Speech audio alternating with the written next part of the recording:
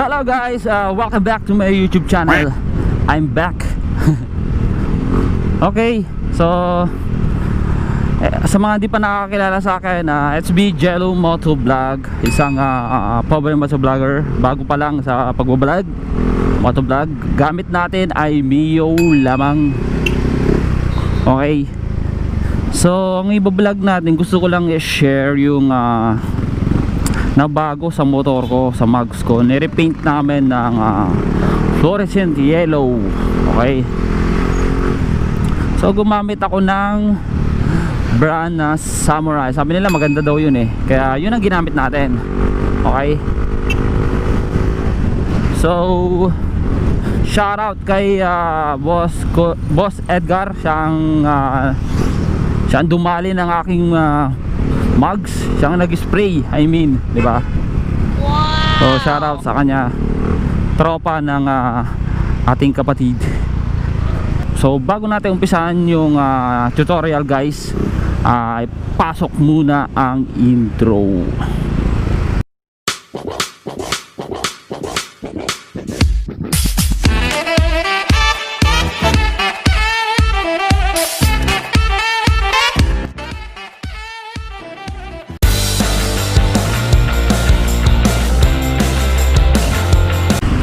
Yun.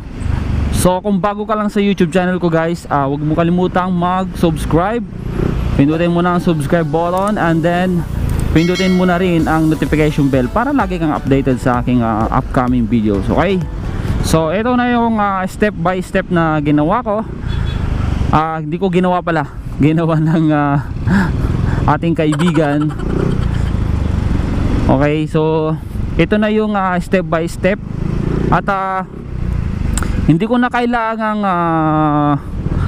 gumamit ng kulay puting pintura, kasi nga kulay white na yung mugs natin, yung RB8 white natin, di ba? So ang ginawa namin ay nilihan na lang namin gamit ang 1000 grit. And then pag napatuyo na, tsaka na namin binugaan ng Samurai fluorescent yellow. Okay, so ito na yung guys.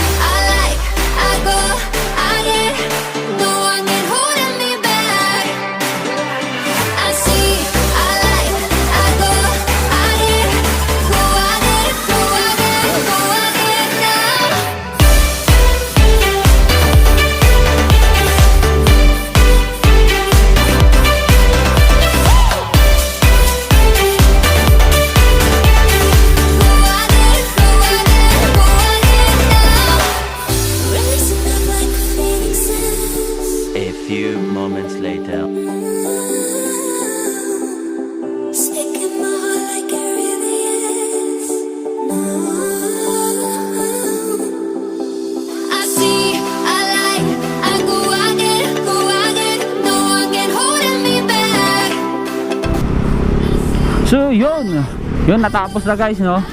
Maraming salamat sa panonood. Sa mga gustong